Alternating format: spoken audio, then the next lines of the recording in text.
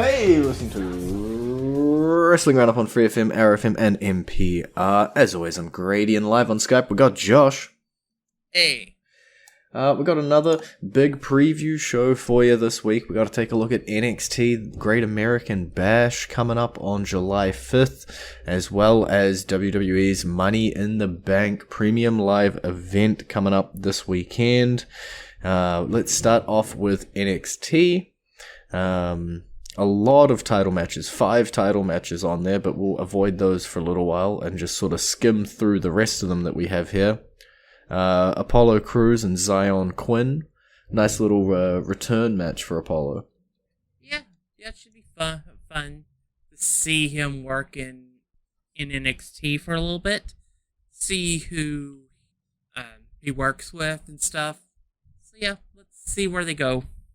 And then I guess the pseudo-return match for Wendy Chu after losing to Mandy Rose. She's going to be going up against Tiffany Stratton. I got to presume here that Wendy Chu's going to pick up that win and continue along. She was working pretty well prior to her match with Mandy Rose. I got to think coming into this match, she's still going to be pretty high up the card for the woman. Yeah, I don't know. Personally, I feel like this is probably actually a match for the lesser known. Mm-hmm. Okay. So I'm going to go with Tiffany Stratton. Lock it in. And then our final match without a title on the line, Trick Williams, Carmelo Hayes' best friend, will be taking on Wes Lee with no partner. Yep, they're definitely trying a solo run with Wesley. Let's see what they've got. I mean, obviously the tag team's gone. That was blew up. So we'll have to see maybe if we can salvage anything out of it, or if we have to cut base. But fair enough. Well, let's look into the tag team division now, because in an interesting manner, the NXT UK tag team champions are currently Josh Briggs and Brooks Jensen from NXT America, and they will be defending their titles against Pretty Deadly, who came from the UK to America, just held the American titles, and now they're going back for the UK titles that they held for a long time, and this is all getting mixy-matchy. Yeah, this is like Bizarro World right now going on if you're actually watching both programs. Because you have Briggs and Jensen basically as a face on one side and heels on the other. Yeah, it's a little weird and a little all over the place. There's been a lot of crossover between NXT America and NXT UK lately. People have been flying back and forth all over the place. And it's interesting, we're getting to see a lot of these people who were on NXT UK and doing great things like Alba Fire, like Pretty Deadly, come up and try their hand at the main NXT, and NXT UK is getting a little bit of a boost as well when some of the stars head over that way to have matches here and there. So I think this talent exchange is working out well for both of them. Yeah, especially if there are rumors that a television show, at least, for NXT UK may be on its way out. I don't know. I've heard different stuff. So. But it's definitely, there's a lot of talent in both these brands that they could definitely interact a lot more than we've seen in the last couple of years, especially thanks to travel being allowed. Yeah. Now. Travel restrictions starting to lift up do allow you to be able to do a whole bunch of other things. The NXT Tag Team Championships, this is the United States ones. Interesting story coming into this. We were saying over and over that the Creed brothers were great. The Creed brothers were bigger than the Diamond Mine. They didn't need them.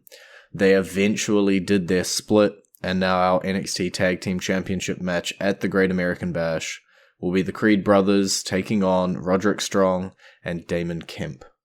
Yeah, and they'll brutally crush them. Yeah, I'm pretty sure that's where we're headed here. I think the Creed brothers are the next big tag team in NXT. It makes sense for them to go over here. There's no reason to give them a random loss. I think they are the ultimate winners coming out of the Diamond Mine faction in a whole.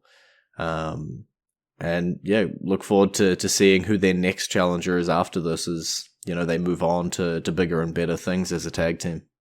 Yeah. I also think this might be maybe Roderick Strong's last special event. Maybe. Because I really don't see him re-signing, especially with all his friends over at their company. Yeah, it definitely makes sense that when his contract runs up to hop on over. I think that's the most obvious outcome. Whether he uses that fact for more money, we'll have to wait and see, but I'm not going to be surprised if we see Roderick Strong is All Elite anytime soon. It's just a case of waiting for the contract to come up to an end. Yeah, I've never really seen Roderick Strong as a main roster. I love his in-ring talent, but he is bland as can be.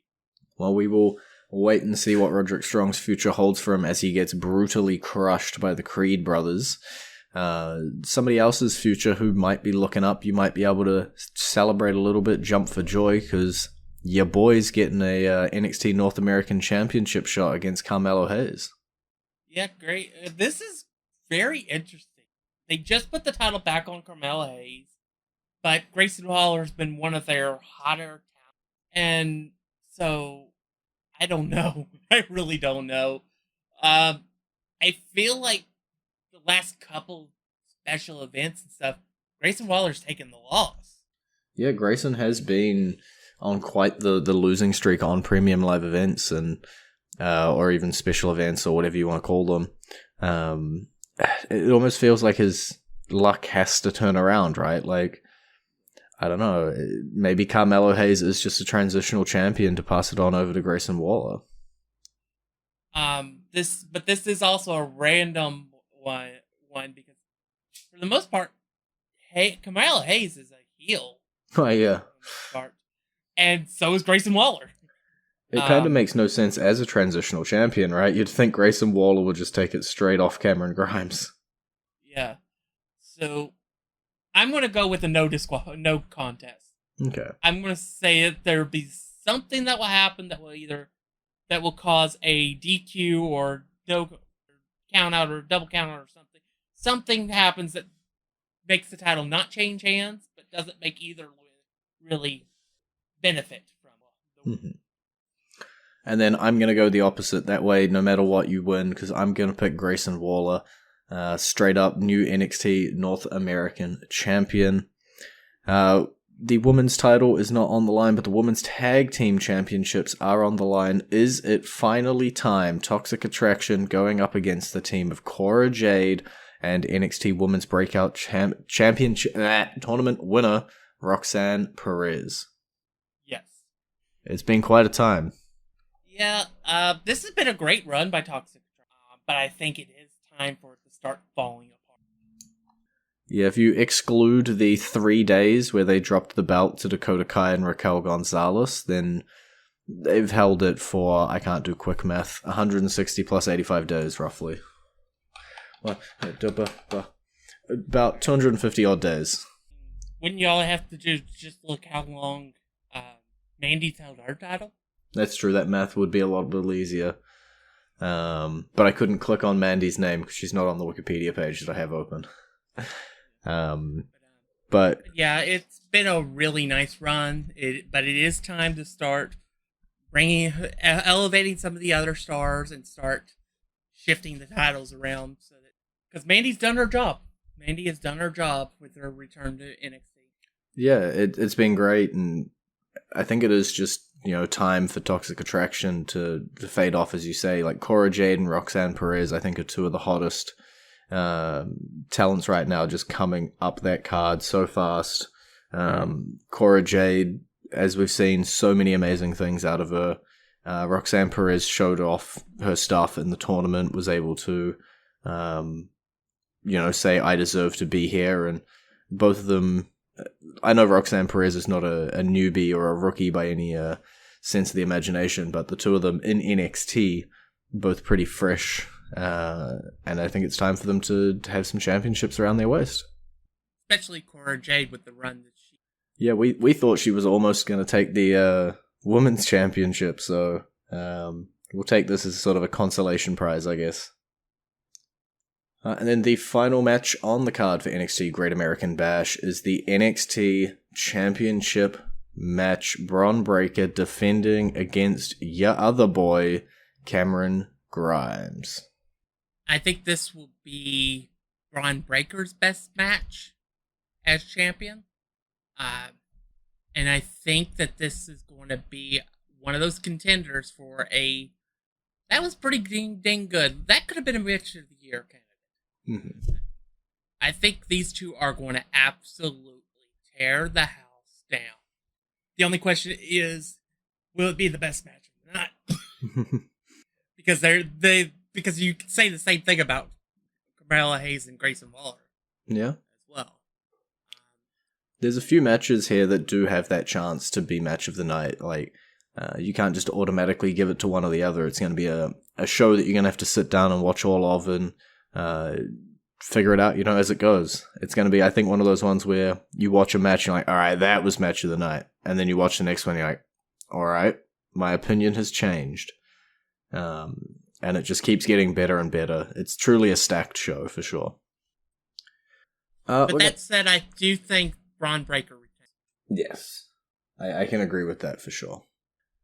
We are going to now go into our entrance theme of the week. John Cena visited Raw this week, popped in, said hello. Anniversary show for him. Setting up a few things down the line.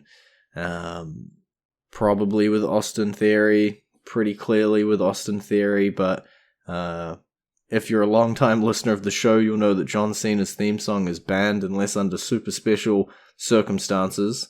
Josh has found a way to skirt that rule, so we will be playing the Doctor of Thugonomics song that John Cena used originally all the way back. And that song is playing for you right about now. So, you think you're untouchable?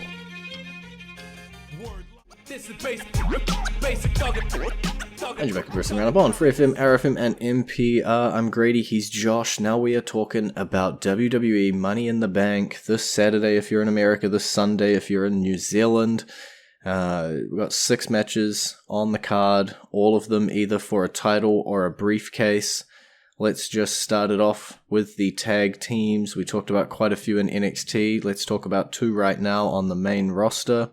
The Usos versus the Street Profits for the undisputed WWE Tag Team Championships. I love the Street Profits. I think they're a wonderful tag team. They're incredibly talented. I don't really know who on this planet is better than those. And until the cracks start forming in the bloodline, I can't pick anybody against the bloodline. Yeah, it is a tough one, right? Because they have been just so dominant. There's 2 ways to look at it. The Usos, storyline and booking-wise, have just been so dominant in the tag team division. But then, as you say, right, in-ring style and preference and ability to go, they are also one of the best. There's a few, I think they had a good sequence. It was the Usos, the New Day, and the Bar were pretty good in a sort of 3-way trio foil kind of sense. But right now, it's very hard to hold a candle to the Usos, and I'm with you. I don't think the Street Profits here are gonna grab the undisputed tag team championships just because, the bloodline is the thing right now. And it would just be so random for the Usos after all of this to just lose the title to the Street Profits. There is one scenario in which I do this. Only one. And that's if Brock Lesnar gets involved. True. Because if Brock Lesnar gets involved, all bets are off. Then, all bets are off because Jimmy and Jay will be out cold for a week. As a result, because that could be one way that Brock could try to hurt Roman in a way outside of actually physically hurting him, is ensuring that his cousins lose their titles. Yeah.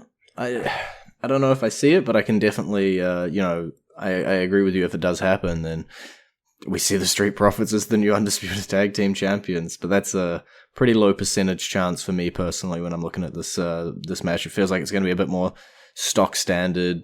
Street Profits put on a great showing, but the Usos come out on top kind of thing. We're going to leave the briefcase matches for the last two matches to talk to, but what do you want next out of Raw Women's Champion, SmackDown Women's Championship, and the United States Championship? I'll let you pick. Let's go with the Raw Women's, because it was the most recently slapped together match. Fair enough. Raw Women's Championship. It was meant to be Bianca Belair versus Rhea Ripley. Rhea Ripley out with an injury, switched around and replaced with Carmella.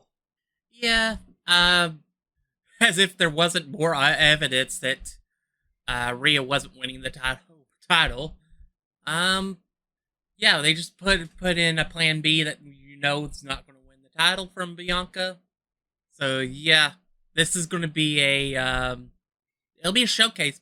Bianca will showcase Carmella pretty well, but I don't see any universe, multiverse, triverse, whatever you want to call it, that Carmella walks out with the title. Yeah, it's been a rough one. Obviously Bianca Belair 2 shows in a row now hasn't had her championship contender that she was meant to have. The Raw Women's Championship really is just sort of sitting on Bianca with there's seemingly nobody ready to step up. Carmella as a filler opponent. There's just very few people that you could see legitimately heading after her. And it's going to be similar when we talk about the SmackDown Women's Championship as well. Both of them are just sort of sitting atop pillars right now and just waiting for worthy challenges to come along. And as you say, as cool as Bianca Belair and Rhea Ripley would have been, I don't think the title was going to change hands there either. And so we're just sort of left in a bit of a holding pattern for both women's championships, trying to wait until we see a competitor either via the Money in the Bank briefcase, you can get away with somebody coming up and shocking the world kind of thing, or via building and building and building somebody up, or a returning superstar. We'll have to wait and see. I will say this. Rhea Ripley definitely had much more of a chance than Carmella winning the title because of her own faction. So yeah, I don't really know what the plan is. Maybe they hold off and they do the match at SummerSlam. They do it at SummerSlam. There's a pretty good chance Bianca Belair loses her. Yeah. To be fair, I think Rhea Ripley under any circumstances was probably going to have better odds than Carmella. But we'll have to wait and see when Ripley is good to come back and if they want to head straight back into that match or if they want to stall around or what they want to do. Hinted to it a little bit, so I will jump to the SmackDown Women's Championship. Ronda Rousey taking on Natalya. If you just want to copy-paste what I said about the other match and just, boom, paste it in here and swap out some names, I think it's going to be pretty similar. Yeah. Natalya's losing an arm. Let's face it. As great Carmella as has Natalya more of a is. chance of beating Bianca Belair than Natalya has of Ronda Rousey. And you said there was no multiverse where Carmella wins. Yeah, it's not looking good for either of the challenges here for the women's championships. I think these are firmly around the waists of the champions. Yeah, the only way a women's title changes hands is if WWE does it again and has an immediate cash in. That's true. The women's Money in the Bank briefcase does not last long, typically. I feel like there was only one time it lasted over a week. I think it's maybe twice. I gotta go do math now. Oh no, these don't have how long before they cashed in. So I don't have event dates. Oh no. Carmella was pretty quickly, the first one. No, Carmella held on, right? Yeah, Carmella held it the longest. Yep. And then Alexa Bliss was cashed in immediately. Instant. Bayley was cashed in immediately. Yep. And then Asuka got given it the next night. And then Nikki ASH held on to it for, I think, like 2 weeks. Like, it wasn't long. 1 day. There you go. It literally says in the article of the Money in the Bank ladder match history. Held contract for 1 day. There you go. It's not Well, yeah, long. the average is about 5 hours. Yeah. Oh, yeah, there it is. You're right. Held it for 1 day. Held it for 1 day. Or a month, yeah. Yeah. So we'll have to wait and see what happens with the Women's Championship. Maybe we do. Maybe we don't. But let's get through this United States Championship match. We are running out of time a little bit. Theory versus Bobby Lashley. This all comes down to, do you want Theory versus John Cena at SummerSlam to have the championship on the line or not? I think you're on team yes, and I'm on team no. Yeah, I'm definitely on team yes, because I think it's a bigger match with the title on the line. I think it's a bigger match to have for Theory to go over while holding on to the title. I want it to be for the United States Championship.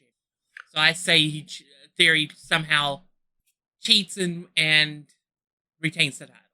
And I'm on team Theory, loses to Bobby Lashley here, but gets his match against John Cena regardless. With our remaining short amount of time, I can't do math, man. Do you want to talk men's or women's Money in the Bank? Which one do you want first? Let's go women's, because I think it's more interesting. All right, Women's Championship match contract on the line. Lacey Evans versus Alexa Bliss versus Liv Morgan versus Raquel Gonzalez versus Asuka versus Shotzi versus Becky Lynch. Got a few storylines rolling into this one. Liv Morgan getting a bit of momentum. Raquel Rodriguez just debuting up on the main roster. Becky versus Asuka still. Yeah. Which probably means that the winner is going to be either Lacey Evans or Shotzi. Look, I love her. I don't think Shotzi's going to win this. I'm going to go contrarian. I'm going to go with Shotzi. Okay. Because it's so random and out there, it's like, otherwise it's just Lacey Evans.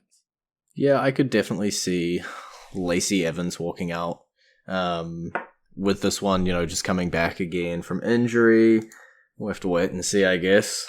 There is one random, and I guess this will be my big prediction, like that you usually ask for at the end of the show. Bayley returns during the match, Brock Lesnar style, and claims the briefcase. Yeah, that's fair. It seems as though Bayley's been ready to come back for a little while. I wouldn't be against her showing her way up for sure. So, and it would make Bayley the first 2-time women's winner of the match. I think it's either Lacey Evans or Shotzi. As much as I like Liv Morgan, and I think it's a great redemption arc story and stuff, and you could even play, if you do have her win it, you could even, then that confirms that as soon as Ripley's ready, she's taking the title off Bianca Belair. Because then you would have Liv and being able to chase Rhea for a while with that briefcase. But yeah, I just picked Shots because I want the randomness. I want it to be like Otis a couple years ago. Yeah. The last person you expect wins the match. Fair enough. I've managed to pull up betting odds, and it looks like Becky Lynch or Alexa Bliss or Liv Morgan are actually the top 3 odds pickers at the moment, with Shotzi coming in last by a country mile. So let's wait and see what happens with that women's match, and let's instead jump over to the men's match. At time of recording, we don't quite have all the competitors just yet, so we've got to figure it out a little bit, but Seth Rollins versus Drew McIntyre versus Sheamus versus Omos versus Sami Zayn versus your boy Riddle and one final competitor. Which probably will be announced on SmackDown, which we don't know about. Yeah. I'm sticking with my gut. As much as I love Riddle, because that would be a self-fulfilling prophecy. You get to say you were right. Yeah, I'm going with Seth Rollins. I think with the whole storylines and everything, I think it makes the most sense. Plus, it gives somebody a second legitimate win. Mm-hmm. So that gets rid of Crybaby AEW champion out of that record books, and And then you can have him cash in at the end of either the SummerSlam match between Lesnar and Reigns, or after Clash of the Champions, or Clash at the Castle, or something. Yeah, I think I've pulled up the odds-on favor here, and Seth Rollins is number 1, with Drew McIntyre and Riddle coming in number 2. There's some crazy ones in here. I guess they're trying to guess that last competitor in the match. You know, you got John Cena, you got Finn Balor, you got Edge thrown around as potential participants. But it does, Seth Rollins is odds on favor, and I think is the most obvious choice here. As you say, it all lines up, it all makes a hell of a lot of sense. And Seth's always great with the briefcase. Can't forget that. Alrighty, well, that is roughly all we have time for this week. It's been great talking to you. Bye-bye. You can visit our Facebook page, facebook.com/WrestlingRNDup, or our Twitter page, twitter.com/WrestlingRNDup, or our YouTube page, youtube.com/WrestlingRNDup. And we will catch you next week with the results from both of those shows.